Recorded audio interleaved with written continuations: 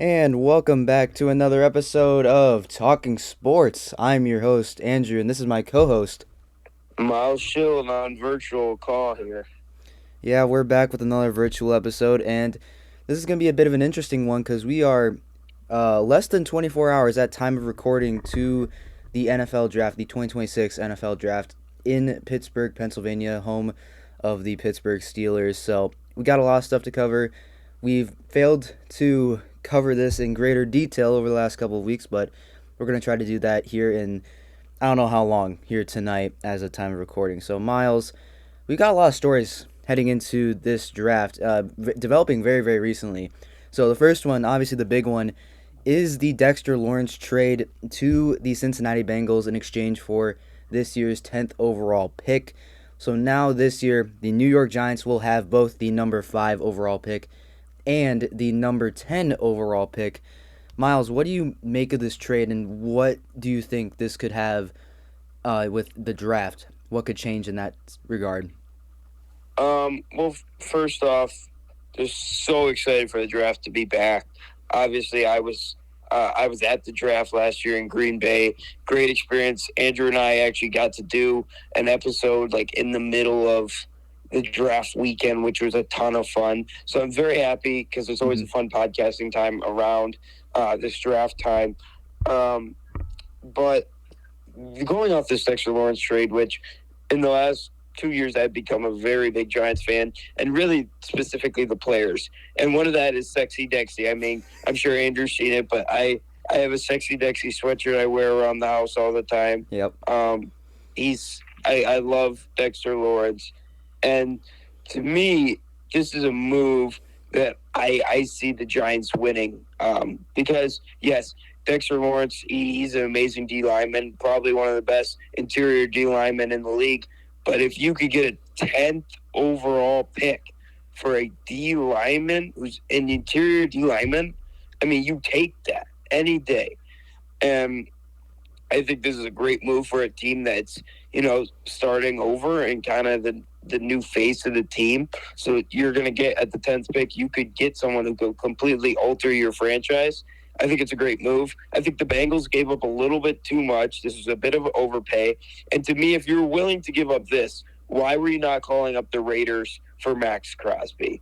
Like, interior defensive linemen just aren't as big of a game changer as a edge like Max Crosby. So I think it could be a good move, but then again, the Bengals have to pay Dexter Lawrence, and there goes more money that they just don't have because they already have the big three on offense. So I'm not sure.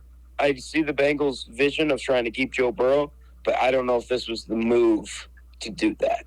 Yeah, I agree. I mean, I don't know exactly what to make of that Dexter Lawrence trade. In my opinion, I think honestly giving up the 10th overall pick just for Dexter Lawrence isn't the most terrible move. I'm going to disagree with you on that front.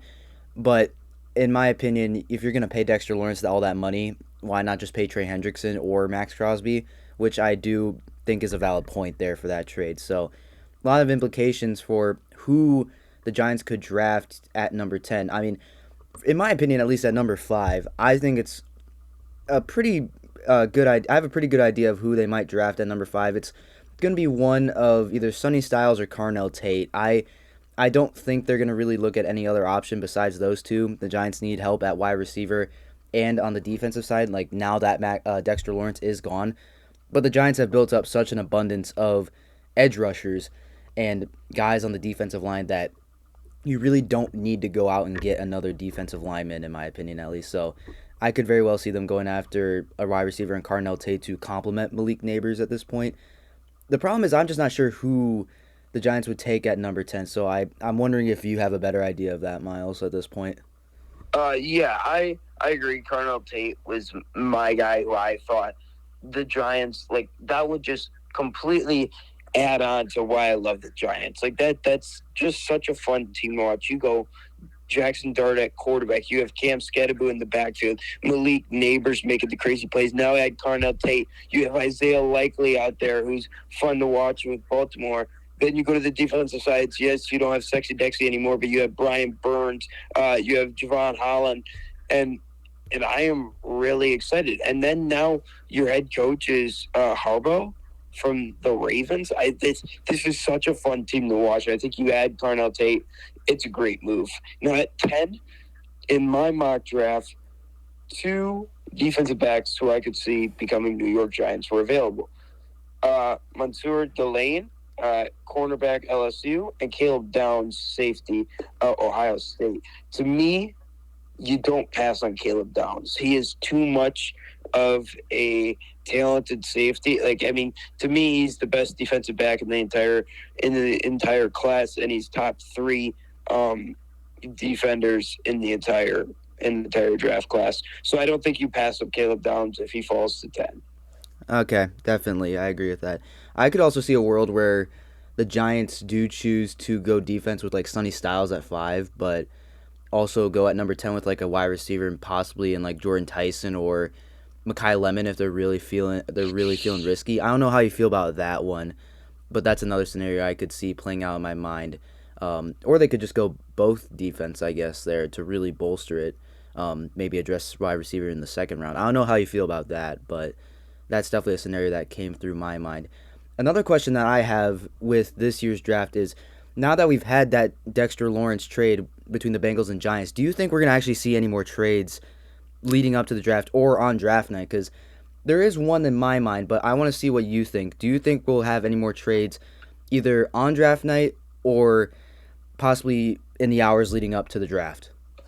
Yeah, absolutely. I think I actually had two in my mock draft. I had the Cardinals and the Chiefs trading. I had the Cardinals trading the 3rd to the Chiefs for the 9th, 29th, and the 74th overall picks. And I'll read my other one off a little bit later. But for that, I know the Chiefs are very clearly interested in David Bailey. And to me, the Jets go Arvell Reese at 2. And Bailey, I think, has the potential to be a very, very good edge rusher. And Kansas City is kind of looking for that next, defensive lineman star. Chris Jones is kind of starting to be done. He'll be retired within the next few years. David Bailey could be a lot of fun to watch with Kansas City there. And then I had the Browns and the Cowboys having a trade. The Cowboys get receive the 6th. The Browns get the 12th and a 2027 first, which the Cowboys have 2 of. And to me, this is because I see the Cowboys moving up to 6 to get Sonny Styles, linebacker, Ohio State. To me, he seems like a Dallas defensive kind of guy. I think he just worked very well with the Cowboys. He seems like a Jerry Jones type linebacker, and I mean, we know that Dallas likes him, and his combine performance was incredible. I think Sonny Styles to Dallas makes a lot of sense here. All right, so a little bit some aggressive trades you could see possibly out of some of those teams like the Cowboys and the Cardinals, possibly, or excuse me, the Chiefs.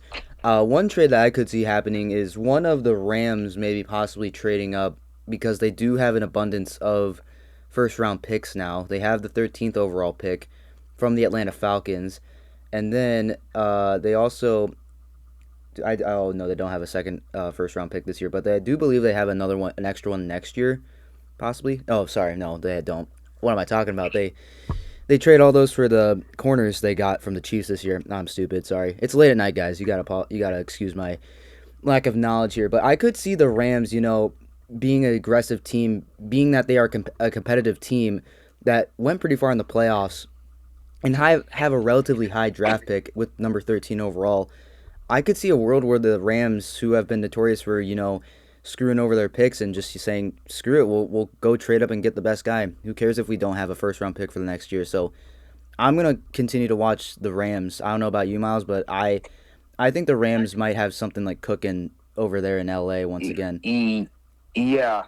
I'm going to say the contradictory to that. I agree that the Rams are going to make a move. I think it's clear at this point that they're going to make a move just because they've been making so many. And the way my mock draft went out, I was stuck at the Rams pick for so long at 13, and I couldn't find a trade that they would do. And I'm sure there is one, and I mean, I'm sure the Rams are getting calls, but the Rams are just so well-rounded. and now they don't have that cornerback problem. I still had to have them take Mansour Delane at LSU and just loading up that corner spot. Um, but I'm not really sure what the Rams are going to do. But I think if they do trade, I think it would be down.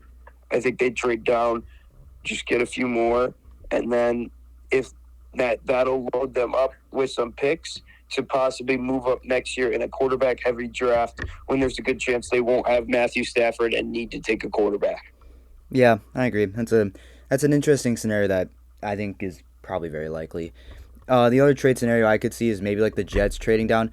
Spoiler alert, in my mock draft, I was too lazy to actually consider trades because I'm pretty content with how the draft order is right now. Not saying there won't be, but I just don't have any in my mock draft. And two, because I was trying to meet up with Miles and get this episode rolling because it's late at night. But I could see the Jets also trading down from 16 because I feel like that, at least for my mock draft, they're gonna want to possibly take a wide receiver possibly or an offensive player to help out that offense because it's not very good. Maybe possibly an O lineman to help bolster and protect whoever their quarterback's going to be next year. Excuse me, Geno Smith. I know Geno. I blinked on his name. Yeah, they're going to probably want somebody to help out with that O line or on the offense just in general.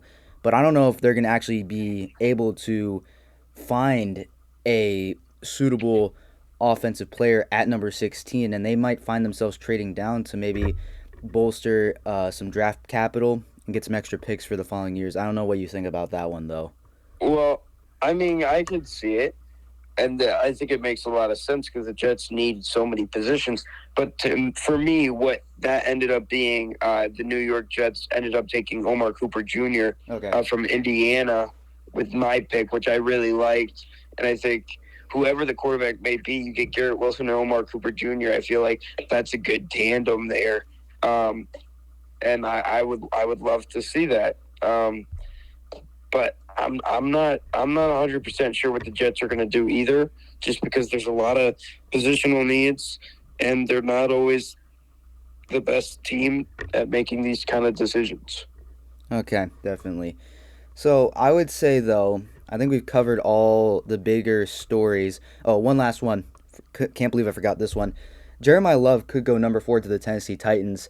Uh, Miles, what do you make of this? Because the Titans obviously have a history of having Hall of Fame running backs. Derrick Henry's the guy that first guy that comes to my mind. But do you think the story and possibility of Tennessee drafting Jeremiah Love at number 4 has some weight, or do you think this one is very unlikely and they might go defense at number 4? Well, I said this before. I think that every time there's a correlation between the jerseys and the quarterback running back thing and who's the face, right?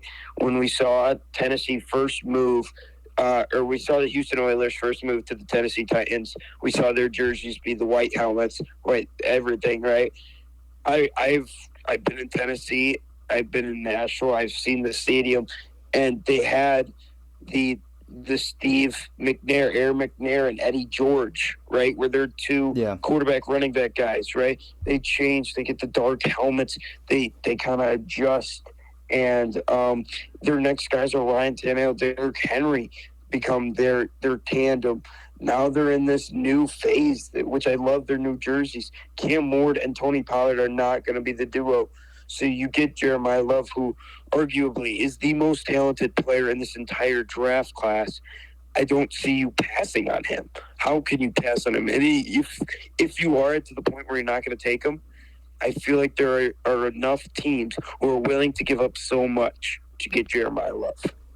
Okay, I agree. I think it's definitely a rumor that, at least in my mind, has kind of developed recently, but also very, very quickly. And it's developed a lot of stock in it. So I'm very interested to see that. So to round out this episode, Miles, I want to hear your bold prediction. And you might have already mentioned it, but I want to hear your bold prediction for this upcoming NFL draft, at least for the first round. Maybe second round, whatever you got.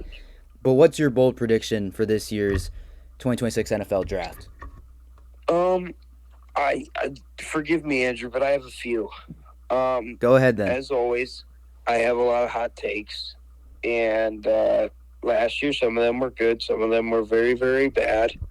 Uh, but obviously, let's start us off quarterback. That's one of my favorite. It's the best position to watch in football. We all know it. We all love it. Last year, I like to hitch on to what quarterback is going to be the guy. Last year was Jackson Dart for me. This year, I'm riding high on Carson Beck out of Miami. And to me, the Steelers taking Carson Beck is the best case scenario for both teams, just because I was thinking, Drew Aller, Garrett Nussmeier, someone who could develop under Aaron Rodgers and with that Steelers organization. No, no, no, no. You can't guarantee Rodgers is going to be back. So get me arguably the most NFL ready quarterback in Carson Beck and put him out there. That's what I think is the best move for both of them. Obviously, A.J. Brown getting traded to the Patriots is looking like it's going to happen. Some other big things, the overvalue of quarterbacks, which we've talked about several times. So with that, I had, I believe it was the 28th or 29th overall pick with Arizona, because I had them trading with Kansas City, and I had them taking Ty Simpson, and he gets in the first round. I had Eli Stowers going 23 to Philly because I have them reaching on a tight end just because I feel like they really want to get that playmaker. And to me, this is just a weak draft class. I don't think it's going to amount to much, which is why so many teams are trying to trade. And I think teams are already looking forward to next year when we could see a possibility of 6 quarterbacks taken in the first round. As of now, that's what it's looking like. So I think teams are going to kind of hold back, be more chill, make trades so they can load up next year. And that's sort of my hotter take. But I think I'm going to be okay making it through this draft season if the Packers can address cornerback. Absolutely. I could not agree more. So I'll end this with my bold prediction, which, Miles, you may not like very, very much, but according to my mock draft that I came up with about 15 minutes ago, so keep that in mind. According to my mock draft, I have Kenyon Sadiq out of Oregon falling to 29 to the Kansas City Chiefs. Wow. And the reason for that is simply I think other teams are going to address more pressing needs, because I feel like the Rams, who honestly probably are going to be a team that's really going to look at Kenyon Sadiq or Mekhi Lemon, because Colby Parkinson I don't think is the tight end very much longer in Los Angeles for the Rams, or possibly even Carolina, because I mean their tight end room it's fine, it just doesn't have a standout tight end, and that could be the one thing that really catapults Bryce Young in that offense in Carolina. But I'm just not seeing it. Like, maybe Philadelphia will go with him, but I think they're going to have to address the bigger issue of offensive line with so many injuries and players possibly retiring like Landon Dickerson. I think that Kenyon Sadiq's just going to continue to fall down the order, down to the Chiefs' lap in 29. And again, my mock draft I think is very barren. It's very boring, but that's the one kind of surprising thing you're going to see for my mock draft, which is Kenyon Sadiq, an athletic freak out of Oregon, going to KC at 29. Yeah, I don't think it's the craziest thing in the world. I had him going to the clear choice at Baltimore at 14, just because, get him under Mark Andrews for a year, then you got a guy who can develop and then end up replacing Mark Andrews there. But to me, if we're talking about guys who fall, I had Ruben Bain falling past Kenyon Sadiq. I had him falling to 15 to Tampa Bay. Now, this is not something I wanted to do. It's just how my mock draft ended up going out. But we saw that some things were starting to emerge about Ruben Bain in the car crash. Is that going to change how teams view him? I'm a little bit confused what's going on there. Because of that, Ruben Bain falling to the Buccaneers would be best case for them. But this is a draft class where I'm not sure. It doesn't have those flashy guys like Travis Hunter. It doesn't have the wild card like Shedeur Sanders. It just isn't the same draft class. as last year, and it's just not the same excitement. Yeah, I agree. I think that honestly, the statement of Ruben Bain falling like farther than Kenyon Sadiq, I think is very it has a lot of weight to it. I could see Ruben Bain having a similar fall to Mike Green last year, and I think Mike Green was going to be a first round pick definitely, but he fell very far. I'm pretty sure. I don't exactly remember where he went, but I don't think he was a first round pick last year. I could be wrong. He was not. He Oh, was not a first round pick. so I could see a similar thing happening with Ruben Bain. It's just the questions and like the character issues similar to Mike Green. I could see that happening for Ruben Bain here as well. Hmm. All right. Well, I think that will about do it. Anything you want to add, Miles, before we sign off here? Not really. I'll just kind of look back at my mock draft, hoping I got at least 5 picks right, because last year was rough. I think I got the Mendoza pick at 1 right, so feeling confident there. That's about it. That's about the only one I'm confident in right now. All right. Well, Miles, thank you so much for helping us out here tonight, getting an episode out with me. Make sure you go watch the draft at home, folks, because Miles over there won't be able to. So, well, make sure you go fill his role of watching the drafts. All right. Well, thank you all so much for listening. Miles, thank you so much for coming on this episode. And we'll see you very, very soon with another episode of Talking Sports. See you later. See you guys.